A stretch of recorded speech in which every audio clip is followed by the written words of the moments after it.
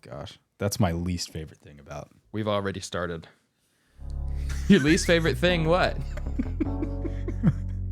When you say that again, reenact it. Do it again. We just had a conversation. Not even a conversation. 2 lines to each other, and I said, let's start that way. You should go to the Passion Creek Church YouTube page because the thumbnail this week just looks super cool, thanks to Spencer Heaton. Yeah. I said he saw the epoxied floor, the new shiny floor, and said, I got this. Yes. Super nice. Yeah. I actually gave him a challenge about a month ago. Being smart in the YouTube game is smart. So I said, let's get thumbnails. I was tired of doing the series backdrop with our face on it. It's not bad, but it's not super eye grabbing. So I'm like, if we have if the power of the thumbnail was actually in the beauty of the photography, and people would click on it because of it looks good. But then obviously the title grabs them. I was like, because we have Spencer. Spencer is a guru with the camera. You almost that's like a job in and of itself. Someone could do that. Just all they do is titles, photo, thumbnail. That's your job. You have to be so brilliant. Wow. Yeah. I think Mr. Beast has 20 people and that's all they do. I met one of his video editors at this camp that I talked to. Really? He edits for a bunch of those YouTubers, Mr. Beast. Who are the guys that do the trick shots? Dude Perfect? Yeah. He's done a few of theirs. Wow. Some other people I've never heard of. It's weird. You are connected to a lot of pop culture. Yeah. What do you mean? One of your friends growing up was on the Joe Rogan podcast. Yeah, we never talked about that. That feels gimmicky for me to. Oh, that's a thumbnail. Play off his. No. We know Joe Rogan. Yeah, I don't know. Yeah, I have a friend who was just on Joe Rogan. Oh, that's true because of the purpose. Yeah, it does feel gimmicky. Yeah, but it's my fault. So go ahead and explain it. Oh, I was just gonna leave it at that and just say I have a friend who was on Joe Rogan. Oh, that actually, yeah. So go figure out who it is. It's Elon Musk. No, I'm just kidding. It's not. It's connected to Elon though. All right. Well, yeah, that gives it away. Of all people, that's yeah. So that's interesting. Yeah. And you told me about this guy a year and a half ago. A while ago. Yeah. And then all of a sudden I was like, hey, your friend's on the Rogan. Yeah, I saw that he had. Yeah, we've kept up sort of over the years. Yeah. You'll never hear me brag about it. You don't brag often. Yeah. It's a good counterbalance to me. What would I brag about? My friend being on Joe Rogan. Yeah. That's cool. I'd be telling everybody.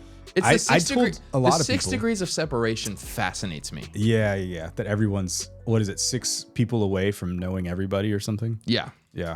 And if you know me, I'm pretty convinced. You're way more connected to people. That's why I think it's amazing that you're so connected because I'm like, that's been my thing. Yeah. And we're connected to each other because of the church. Unbelievable. Your grandfather. Because we know each other. By the way, when I did this retreat. I see what you just said. Yeah. We were always one person away from knowing each other. Is that what you're saying? Basically, before we knew each other. Because your grandfather pastored the church that I went to when I was in high school. And right. My brother-in-law is the worship pastor. Oh, at the church that I used to go to in Houston when I lived in Houston. Yeah. Yeah. Not at the same time. Right. He's there now. Yeah. But just another weird Never connection. met him. When I was doing this retreat this past weekend, I was speaking at this retreat and a few of them were like, hey, we know your pastor and his dad. Oh, really? They remembered you preaching. Was it the Easter service or something? Bro, the amount of times that again? Yeah, that gets brought up. Yeah. I don't know what that must have been that bad of a sermon. No, because the amount of people. So in my memory, my first sermon ever, I was 16 years old. It was an Easter Sunday. I preached on Abraham going to sacrifice Isaac on Mount Moriah, which, fun fact, that is the lesson our children learned yesterday at church. Nice. And so I was telling my kids, we always say, and this is good for all the parents, what'd you learn today? That's how we drive home. And so they were explaining that, and I let them do the whole thing. And I said, did you know that was my first sermon ever? They're like, really? So I was explaining to them that whole story. And do you know Jordan was there for my first sermon ever? Did you do it outside or no? No. So it was a Easter sunrise. Yeah. So that's what was nice. It's not like I had the pressure of just performing for Easter Sunday, this large Chinese church. So my grandfather was an interim pastor there. Yeah. Always had connections with him. And so for the sunrise breakfast, they had a whole service before. And so I was the speaker for that. And I remember planning it to be about 25, 30 minutes. It was like 14. And then I was telling Jordan yesterday about this too. I had no formal training. Yeah. I was saying the only way I knew how to write a sermon was listening to Adrian Rogers and my dad preach. Like, and I would just look at my notes and think, oh, that's an intro. Like nobody taught me anything. And I put together this sermon. And I think it was theologically correct. That's what's nice. When I look back with shame, like it's like, well, like my delivery was obviously terrible. I was way faster than I should have been. I didn't let it pause and sink in. But at least I like made much of Jesus and said, man, this points to Christ and all of that. Yeah. So they brought that up. So in my mind's eye, there was like 150 people there. But I feel like I've ran into like 60 of them in my life since. And they're like, you preached at our church. Yeah.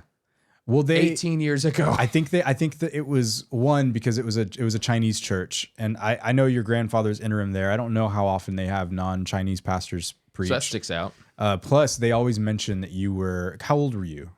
16. 16. Yeah, they mentioned like, who's this kid? This kid was here preaching. It was cool, and not in like a derogatory way. No, but the funny story too. Do you remember? Somebody was like, "No, it really stands out because your grandfather said you were married to Jordan." When we were 16. Wow, that's awkward. Yeah. So it makes us proud because like, you know, my grandfather, we always thought he believed in us before anybody, you know, when you're teenagers and you're like, we love each other. And I was like, whatever. Yeah. And turns out we were right. We did love each other, you know, to the end. But so in our mind, my papa was just so proud of Jordan. She's like, oh yeah, they're going to get married. But it was reinterpreted, or maybe he said it wrong. Yeah. Oh, they're married. Wow. And that's totally within, like, he's just, you know, Van Camps, like even though he's not a Van Camp, but so yeah, one friend, mutual friend of ours, was like, no, we were told you were married to her. I'm like, that is hilarious. That might be why it's such a memorable moment. This young 16-year-old married kid told us about Jesus while we ate our eggs. That's yeah. Oh, but the breakfast was popping, dude. It was so good after. Yeah. Wow. That makes sense. That's what I remember most. Well, I filmed it. I have like the VHS of that somewhere. I was going to ask you if it was on YouTube. Was around at that time. No. Oh, I guess technically, yeah. I wasn't on it. Do you know, I didn't know about YouTube till 2015 when I was like 10 years old. Wow. All of college, I never watched a single YouTube video. Good for you. Thank you. Look at you bragging. Just kidding. Yeah, exactly. Way to bring that back. Last thing on that though, I should find a photo. Bro, I know it's on Facebook. I can show it to you right now. Of you? Yeah, of me there at that church. You should. Okay, ramble while I find it so I can show the camera. What do I ramble about? How was that camp? It was good. It's it was a friend of mine from seminary. A couple friends from seminary invited me to speak at this young adult retreat. So it was really cool. They were camping up in Payson, and I got to go up. I don't enjoy camping, so I didn't spend the night or anything. I just drove up for the day. I did 2 sessions on basically outreach mission. How do we share the gospel? And that was really, it was exciting. I find guest preaching really difficult. I agree. I would much rather just preach to our congregation. Yeah, it's very hard. Wow. That sign, I'm pretty sure, is still there. That's still the worship center sign. So I call that my Dwight Schrute suit. Look at it now again. Yeah. Are you wearing the mustard shirt? The mustard. Yeah. Wow. I thought it was so cool. And then here's my mom, in case she's listening to the podcast. And then let's see if there's one of me like actually preaching there. That's on your Facebook? Yeah, bro. I was proud. Good. No picture of me preaching. That's good. This is probably my face right after I delivered the word. So I have a picture right after I got done preaching. Look at that, like, oh my gosh, I messed up face. Just the fear of God in you. Like, oh my. What did I just do? Yeah, so that was a memorable day. Well, they remember it too. That's cool. So, all right, enough bragging. Okay, let's talk about Acts 12. Yeah. So we just, I actually thought this series really served our church well. So over the past... Yeah, we're technically done, right? Yeah, we're done with it. Wow. The last 8 weeks, we've done moments and marathons. We've been going through Acts. We started in Acts in February. So in January, we did How to Make Friends, Love Other People, topical, rooted in biblical texts, but it was like different parts of the Bible. And then we said, okay, February, we're starting this journey. And then, so that was Acts 1. And so it started out as a series in Acts, and then the next time we came around, it was a series called, do you remember? Because that was like Acts 1 through 3. 4 through 7 was a non-anxious church. Yeah. Sorry, we did Acts in March. February, we went right from Friends to Hospitality. Not that matters, but that's why you were giving me the face. I was like, what's going on? So we started Acts in March. Yeah. It was just a 3-part intro, right? Like 1, 2, and 3. Because then we had Easter. And then we had Easter, and then it was, yeah. And then we went right back into Acts, but it was non-anxious church. Yeah. Because persecution began in 4 through 7. And then we had our peacemaking practice. And then we did, moments and marathons. So we're wrapping up Acts 12. A couple things to say on that. Most people, even like the commentaries, they kind of split it by saying Acts 1 through 12, it's its own thing. Acts 13 and on is like the second half of the book. Not by length, but by narrative. Theme. So that's exciting to kind of go back to Acts in September as we begin kind of a new theme and a new series. Here's what I was encouraged about. Yesterday, I was talking to an individual, we'll call him that, after service. And I was really encouraged by this because I think it really promotes what we talk about a lot with Haggah. Haggah is meditating on the scriptures. We like to send people a heads up. Like on Instagram yesterday, we said, or on Saturday, hey, read Acts 12 to prepare your hearts. And what was really cool, I was encouraged by this person who goes to our church, is he's like, hey, as I was praying through this passage, getting ready for you to preach it, I was hoping you were going to address this and this. And I just want to say thank you for doing that. And here's some of my thoughts. And I just thought it was really cool because we can be really passive listeners of the Bible, and we could just show up Sunday and kind of even forget what series we're in, kind of forget where we're at.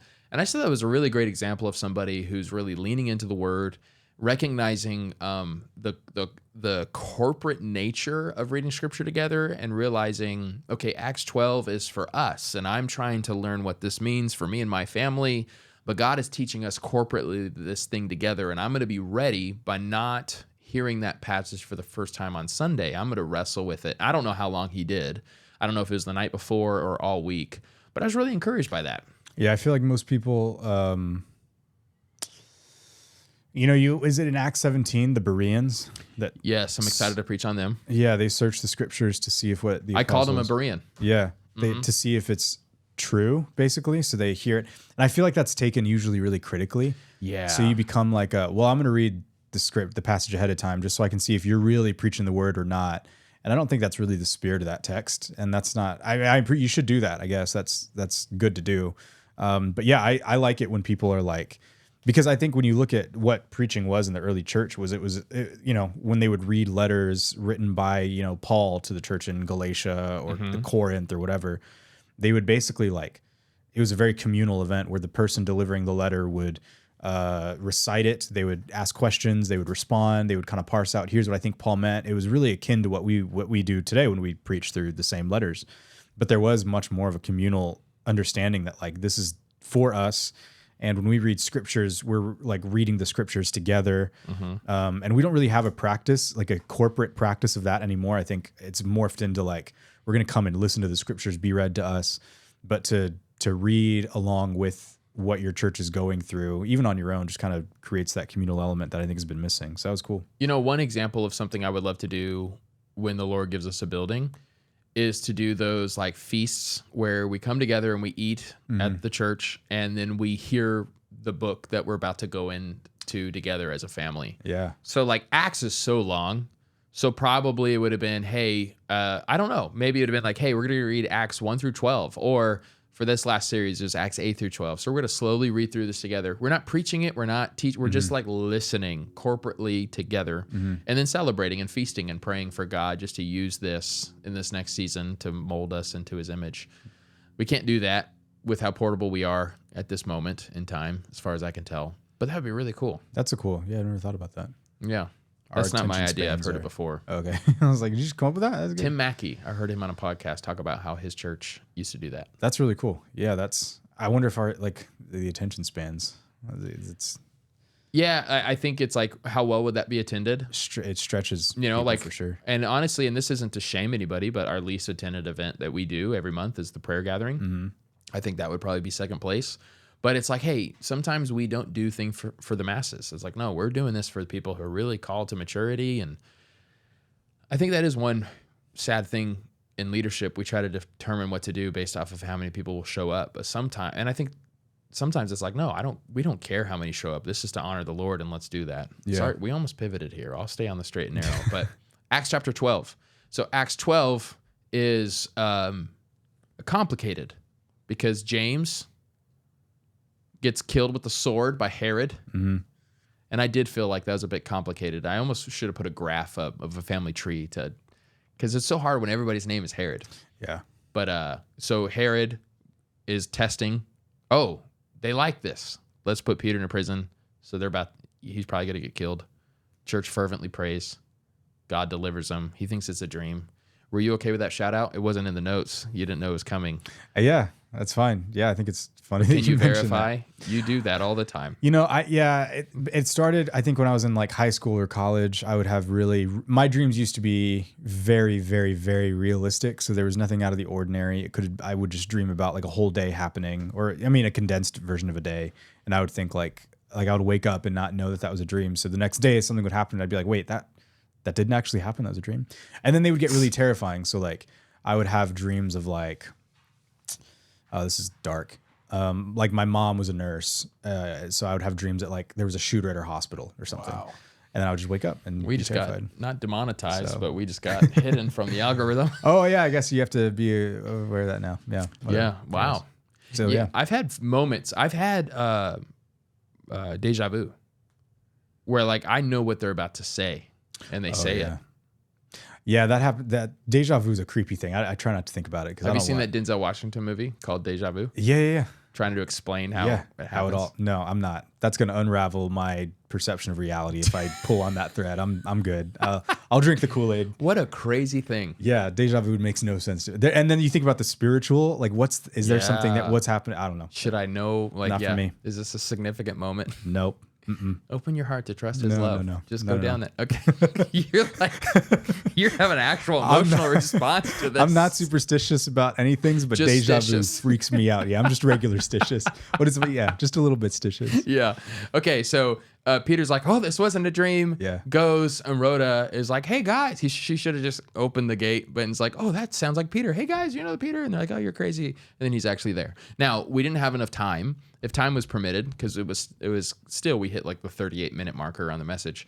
If we continued, Herod now is mad at Tyre and Sidon, which let's go through a debate on how to pronounce that one. And then, which we did get comments on how to pronounce Caesarea. So because of how you just said it, does that mean that I was wrong? Go look at the last video. It's Charlie Shorma. He helps us. He said it depends on where you're from. Yeah. And if you called Caesar Kaiser, it would be what do you say, Caesarea? I don't know. No, I'm going further back than that, Charlie. I'm going back to how you pronounce actual Koine Greek. All right. So in Koine Greek, no, he was defending both of us. Okay. It was so you need to calm down on the energy. Charlie. So he was like, it really did depend on do you call him Caesar or Kaiser, and then it goes from there. Yeah. So I call him Caesar, so therefore it's wise for me to call it Caesarea. Okay. So but Kaiser feels German, right? Yeah. Oh, it comes from. Isn't that what that is? Greek pronunciation of Caesar, which was Kaiser, I think. So that's why they pronounce it that way. Okay. So Herod, though, is fascinating because you actually see this later on in Acts 14 as well. The crowd is upset with, or Herod's upset with the crowd, but the crowd needs Herod because they need food. They need access to Galilee, I think. And so they butter him up by saying, this is the voice of a God. This is not a man. And it's so funny because it's very likely they didn't mean it. They were just like, we need food. You're the best, you know? And then, but Herod doesn't give glory to God and say, no, I'm not a God. He goes, that's right, I am. And in that moment, like worms just destroy him from within and he dies. And so, there's an actual condition there. They said it actually happens a lot in the Middle East. So people try to like scientifically say, but also it's like, no, this is the Lord's judgment. Also, Josephus has a historical account of this event. He does die from that event, and he was wearing silver, like shiny silver, like he was trying to make himself look like a god. So all that to say, it's interesting because Herod has this ego, and he's trying to glorify himself. the very opposite of the humble, fervent praying church. But it looks like in the beginning, Herod's winning, his way, the way of the world works, but it doesn't. In the end, there is justice. So I didn't have time to go through that part of Acts 12, but that's a beautiful part of Acts 12 as well. Yeah. There's a flipping of power. Like, I think a lot of Acts has to do with like how we try and fight with, what does godly power look like? It looks like being trapped in a prison cell and praying in a small Jewish attic versus enthroning yourself in silver robes and claiming power for yourself. That's actually not power. Yeah, that's really fascinating. So a key point that we talked about Sunday, and I'd love your perspective more because I feel like you are somebody who pulls on this thread, just this idea of praying. It's not a formula. And so sometimes he says yes. I know Adrian Rogers, because I mentioned him earlier. I'll never forget. He gave a sermon. He says, when it comes to God answering your prayers, it's sometimes direct, so you get it right away. It's sometimes denied. It's just not what's good for you. Sometimes delayed. So like an easy illustration, if a 4-year-old's like, Lord, I just want a car. It's like, cool. In his mercy, he'll give you one when you're 16. You don't have, so obviously take that to other things. So direct, denied, delayed, different. You don't actually know what you're wanting. So I'm going to give you what you actually wanted.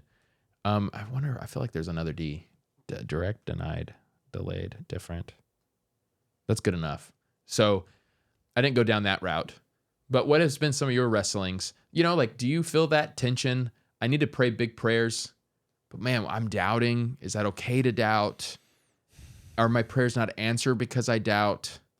Yeah. All of those things. I think I've been through, when I was a kid, it was very formulaic. So I thought I had to pray.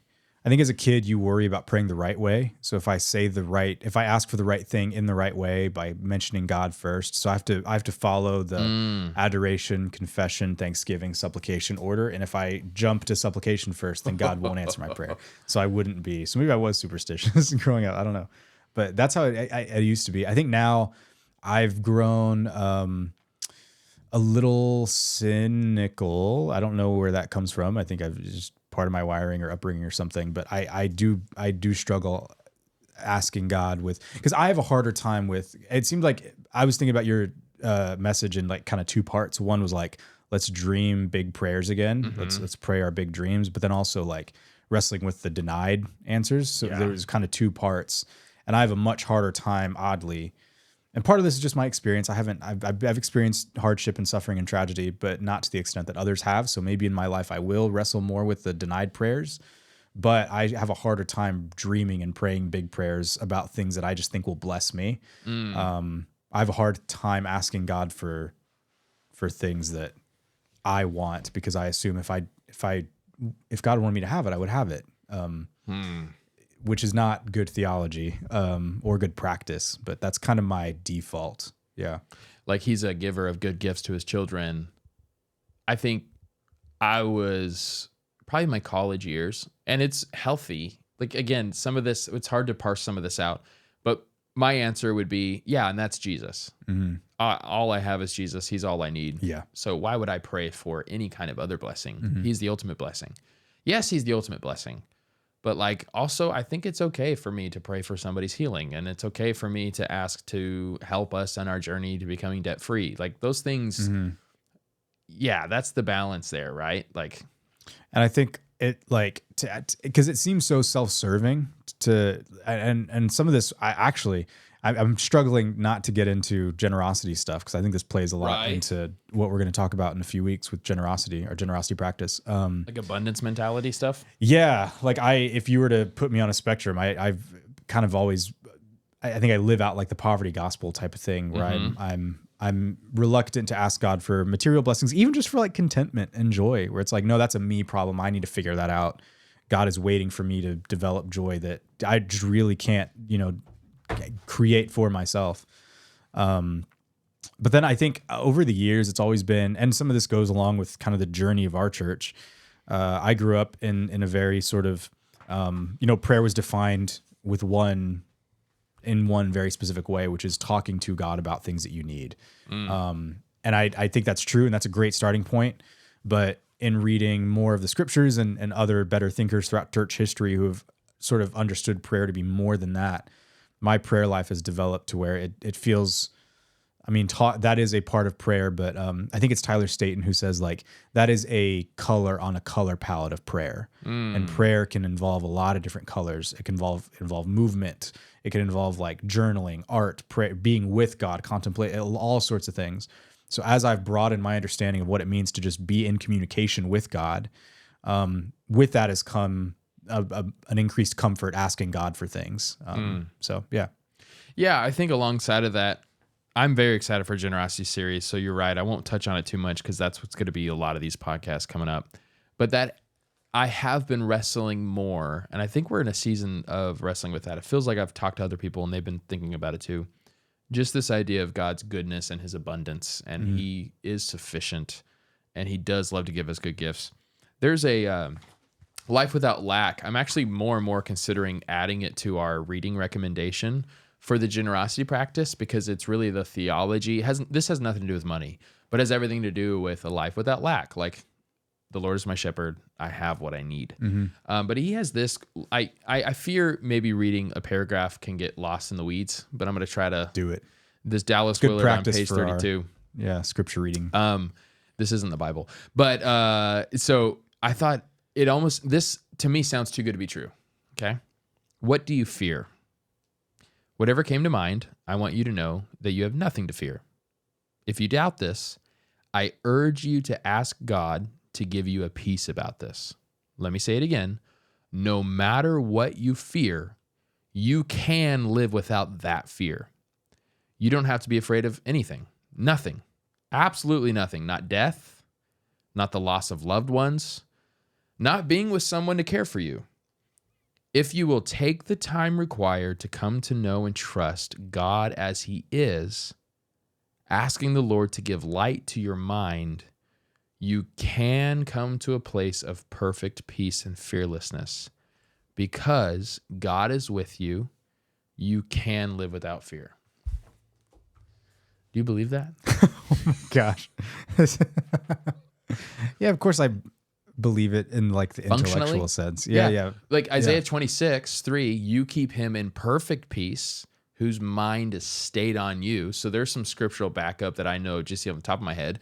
What is the number one command? Do not fear, for I'm with you. Do not be dismayed, for I'm your God. I will strengthen you and help you. I will uphold you with my righteous right hand. Isaiah 41:10, among many others, 365 do not fears in the Bible.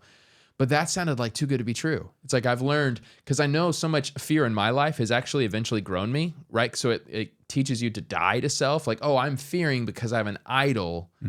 And so when I finally surrender that to the Lord, that fear goes away. So I've learned to count it all joy, but also fear has no place. Like, God hasn't given us a spirit of fear, but of power, love, and a sound mind. 2 Timothy 1:7. Yeah, I think about like I often, when I think about, so two stories and one in the New Testament and one in the Old that I often pair together that I think fits this is when Jesus teaches on the cure for anxiety, do not worry. It's the famous, the Lord knows what you need. He'll provide. Tomorrow has enough worries of its own. If, he takes care of the birds, how much more valuable are you to him? Coupled with Abraham being told to sacrifice Isaac. And it's that weird, like, I think a lot of times, and I think this goes along with what you're saying, like receiving the providence of God sometimes requires us, like, our sacrifice. And so it's not always like, and this isn't always true. And that's what's hard about talking about all of this. It's like, These aren't formulas. I'm not saying this is always true, but I think there is something about finally receiving from God things that maybe you've longed for and prayed for when you're willing to like confront the fear that's actually attached to an idol. Yeah. So in the story of Abraham being told to sacrifice Isaac, that wasn't just his son. That was the fulfillment of God's promise. God promised him to give him, an entire lineage that was going to become a nation and bless the other nations. And it all came down to whether Isaac lived or died. And now God is like, kill the promise that I made to you. And Abraham is willing to do that, and so God then provides the lamb for the sacrifice. Okay, let's tie that back to the message Sunday. Yeah. At one point I said, and it rhymed because I wrote it down, but now I'm trying to remember the rhyme part. Our inclination is to understand God's plans, but the invitation is to trust God's promises. Yeah.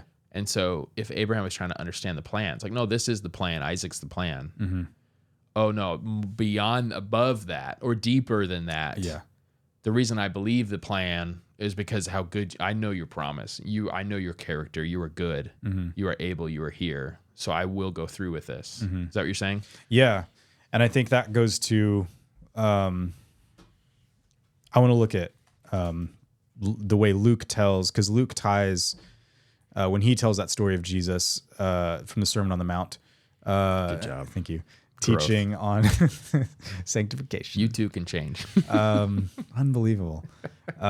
When Jesus is teaching on the sparrows and God providing, God's the Father and everything, he ties that to possessions and money and things like that. So there's a wealth thing there. So I think in Matthew, it's because I'm considering preaching from that one on week 1, because it's before that. Right. It's you cannot serve both God and mammon. Yeah. And then don't worry about your possessions. Yeah. So there's a connection there, I think, between, it's what you said. Yeah. We trust in, and it's almost a difference, again, not to get into, it kind of gets into generosity too, but the difference between like trusting in a God of abundance versus like full on sort of prosperity gospel. Prosperity gospel is like trusting the plans versus the one who promised the plans. Yeah. And I think there's a lot of that. But then other times, sometimes God just blesses you. Like sometimes God just gives good gifts without you doing anything, asking for anything, giving up anything. We'll do a peek behind the curtain a little bit right now. We've talked about that recently. God has been gracious to us. I feel like we've seen growth in our church. Mm-hmm. And, for me, 8 years, you 7 years at our church, we're just used to like slow growth, which we prefer as opposed to fast, not building a healthy culture, all of that. But so some of this stuff I've had to say, you know what, Lord, this is just your grace and your favor. And we're like, I don't have to try to earn it. I don't have to try to justify what's happening. It's like, we're just like that imagery that some pastors use. I'm just a kite in a hurricane of grace. I think that's one way to really give God glory. And so that I've really had to struggle with that because this whole thing was dazzled or disappointed in the message. And I've gone through a lot of disappointments because I think some of my disappointments were because I've had such big dreams. So like I've learned, the bigger the dreams, the harder the disappointment. So you kind of learn over time. Like when you ask a 12-year-old, what do you want to do for a living? They'll still say the NBA. You ask a 16-year-old, they're little, like already there's like, and that's kind of healthy, right? Yeah. But like on a macro scale, like I've noticed as each year goes by in ministry, I'm less and less praying big prayers of faith or believing these things because I've just been disappointed so often. Mm-hmm. I don't like disappointment. I don't like grief. I don't like the pain of that. So let me protect myself by aiming low. And then if I aimed low, even if I miss low, it doesn't hurt. Yeah, you don't lose as much. You have not as much to lose. Yeah. I think there's and that fits my disposition too. And I think you're right. I think it's sort of endemic to like the culture we're in and the way that we're raised. And there's something that just like life kind of just beats you down a little bit, and you realize like what the world promises, it can't deliver on all those things. And I think that's a huge part of it too. Is like if your mental map for how like life should work involves you like always being rewarded for your good work. When it's not rewarded, that can be a really healthy paradigm shift, or you can become really cynical from that and then apply that to God. Like my thing is like, when I approach God, my default, and I have to constantly correct myself, is like God, to me is like always, sort of reluctantly giving, or like, or if there's something that I don't want to happen, I assume that God is going to make that thing happen. So like, if there's something I'm really praying for, not happening, and it's like, I don't know, I can't think of an example. You looking for a formula, right? Yeah, exactly. If Lord, I'll be a missionary, but not in Africa. You're like, well, you're going to Africa. Oh, I guess you're God's right. That's the cliche. Yeah. I remember, and I told you this story. This is probably where it came from. But I when I was in high school, I remember I went to youth camp and the preacher was preaching. It was a very passionate sermon, basically about that, giving up idols and things like that. And I remember thinking like, God, what's the one thing that in this moment of my life I'm too afraid to give up to you, that I don't want to lose? And at that time I was in a relationship dating this girl in high school, and I thought, well, it's probably that. And I was like, great. That's what God's going to want. God wants me to break up with her. Like for no reason, you know, we obviously did end up breaking up later, but so then I look at that and I'm like, well, see, I was right. You know, God, it was that. So I've carried that into, and the thing that I want the most must be wrong for me to want.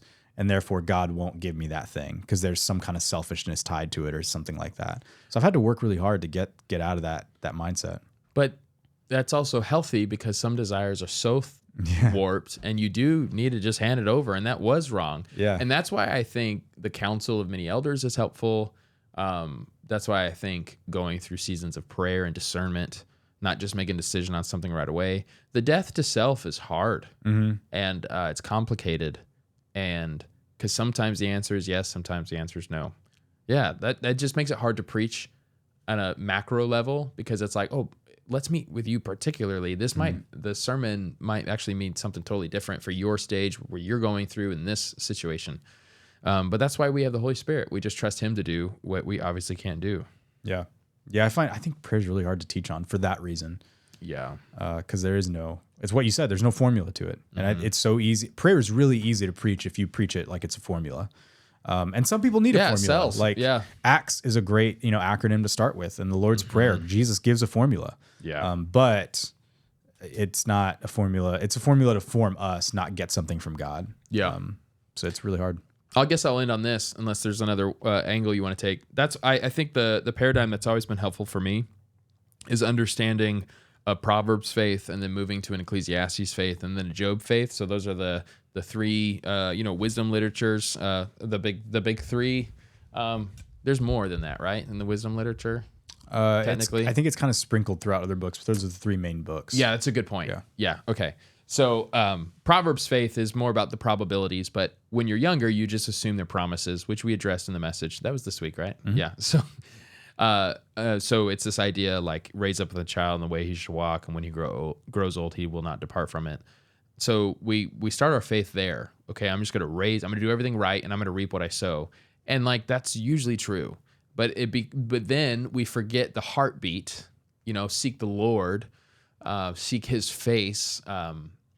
What's Proverbs 3:5-6? Trust in the Lord with all your heart and lean not on your own understanding. So we learn, but we begin to not learn to trust in the Lord. We're trusting in the formula. Mm-hmm. And so Proverbs is good. You have to start there. But then Ecclesiastes happens in your life. This is like the midlife crisis. So like for me, it really did hit me when we went through some things in my family's life. It's like, oh, this isn't always true. Life feels like hevel. It feels like, which is a Hebrew word for vanity. It's a Hebrew word for like, it's a fog. So it looks real, but you can't ever grab it. So you're kind of disillusioned. You're like, oh man, I can do everything right and still die a young death. Or, my friend, he was a great guy and he's gone. And, this guy didn't do anything and he's in jail. All of this stuff, it really rocks you. But I think in that season, that's really where you have to say, okay, it's not about a formula. It's about the Father. No matter what, I'm leaning into this relationship. And God, you are good. I'm still declaring you are good. You are here. You are able. And that's the summary of Ecclesiastes, right? If a life under the sun is pointless, but if there is a God, there is hope. Leading to the Job faith, Job's faith is, trying to think of some of the lines in there, but essentially he gives and he takes away, but the Lord provides. Who can, Job 42:2, who can thwart God's plans, his like God is God, we are not. And there's like sense of rest. There's a sense of, you know what, I'm going to pray for this, but dazzled or disappointed, it doesn't matter. The point is I'm going to give this all to the Lord and he will care for me, whether he says yes or no, but I'm going to keep asking. I'm going to keep pursuing and seeking the kingdom. I'm trying to summarize. This is something I've been thinking about a lot lately, but that's me trying to summarize it in 2 minutes. Yeah, I think... You're looking up something. Sorry, I was looking at that... You're like, I was on Facebook. I got distracted. Sorry, I tuned out. You were just talking for so long. I didn't know what to say. Proverbs. No, one of the last lines in Ecclesiastes is the summary. It's the conclusion of the matter is this: fear God, keep his commands, because this is for all humanity. God will bring every act to judgment, including every hidden thing, whether good or evil. It says, when all has been heard, the conclusion of the matter is this: fear God and keep his commands. So I think Ecclesiastes ends a little more bitterly. I think it is more like, well, it's random. The best you can do is just follow God. Is that bitter though? To me, I read that as hopeful. Like, hey, after everything I've said, you know what? This is the life. I think- Because what's hidden, all of it, like there is hope, and it's because of the resurrection. Yeah. But using in your paradigm of using Because I would argue that very last thing of Ecclesiastes is him entering into the Job's phase. yeah, it's the entering. That's what I was gonna say. Using these as transition. archetypes, and we're not saying you mature beyond reading Proverbs like that or Ecclesiastes. or good anything. point. So we're saying I that, actually back to doing a proverb a day. yeah. That keeps the devil away. No, it really is super helpful. Yeah, there's the way that you interpret and understand Proverbs. They and are Ecclesiastes. archetypes. Yeah, archetypes of, and I don't know. I know we were referencing a lot of Bible Project today, but They did do I that. think they have a really helpful video on that. I think he says like Proverbs the young man, Yeah, Ecclesiastes the middle-aged man, and then Job is the old man. they probably put it more succinctly than I'm trying to do now, but that's a helpful resource if you're interested. Yeah, and I think the Job is like this, like it's the definition of content where there's just and Job doesn't start that way. It's a very poetic book that kind of leads him to this end, like conclusion, this ending conclusion that like it's what you said. God is good, God is able, and God is present, or maybe it was out of order. But And I will say too, Job though was a great man in Job 1. yeah. So he's not an evil man. No. He is just a man who is in the process of maturity, who's in the process of formation. And so there's still a lot he had to learn.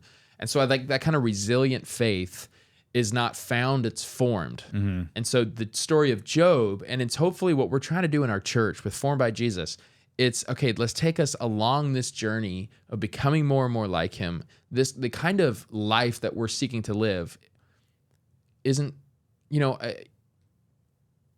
there is justification by faith. We are saved in a moment. We are made new creations. But then there's that long process of it actually becoming formed into so that it's second nature to us to automatically respond in the way of Jesus, not in the way of the world. That takes a lifetime. Yeah. I think to cap off the series, this is a great way to cap Moments off the series. Marathons, come on. Yeah, it's every time the I think growth is like used or described or illustrated in scripture, it's always by way of like a slow process. So like even abide in me and you will bear much fruit. There's an agrarian metaphor that assumed slow, gradual processes. And seasonal. Like it's not so much a cycle. Like it is cyclical, but like there's a lot there. Even Paul saying until Christ is formed in you. Like there's But that was assumed too in the biblical times. They assumed they didn't have it was microwaves. They didn't have where you can phones. make fruit on your own, like fake, artificial stuff. So they're like, yeah, all of life is waiting on God. So that's interesting, and that's where that book, The Rise and Triumph of the Modern Self, was helpful to talk about how we've went from a culture. Oh, what are the two words? Do you remember? The poietic versus mimetic. Yeah. So poiesis means waiting on God, and mimesis is something like that. Yeah. Go look it up. It means moments It's just marathons, fascinating. trust us. No, it's just fascinating that we are not used to waiting on God. But the people who heard this, this is written for us, but not to us. The original audience knew everything's slow. Yeah. So we have to keep reminding ourselves of that because we have learned how to get around that in many areas of life. But we can't when it comes to our life with the Lord. Yeah. There's a lot there. I think spiritual formation is, it's tough. It goes back to, I keep thinking of our simplicity practice too. Like the way that we talked about the way, how digitalism is training us for instant satisfaction and, instant results. Everything in our world, we're accustomed to just getting things when we want them. Yes. I think that's the other thing that makes prayer so hard is sometimes God is withholding things from us that he'll give us later or whatever. So, and I love that you mentioned too, Peter is saved this time, but he's not saved like in the end. He dies. He still dies. He's still martyred. So yeah. Yeah, and he doesn't even get a poetic version of that in the Bible. We have to go, we think he died. Yeah, we're pretty sure Upside down. Legend says, That's kind of cool too. Yeah. All right, grace and peace to you guys. Thank you so much for leaning into the podcast. If you made it all the way, comment below what should the word be this time? What should the comment be? Poiesis. Yes, we want to see if you know how to spell that. Tell us what it means. I think it's mimesis versus, but yeah, poiesis. Grace, bye.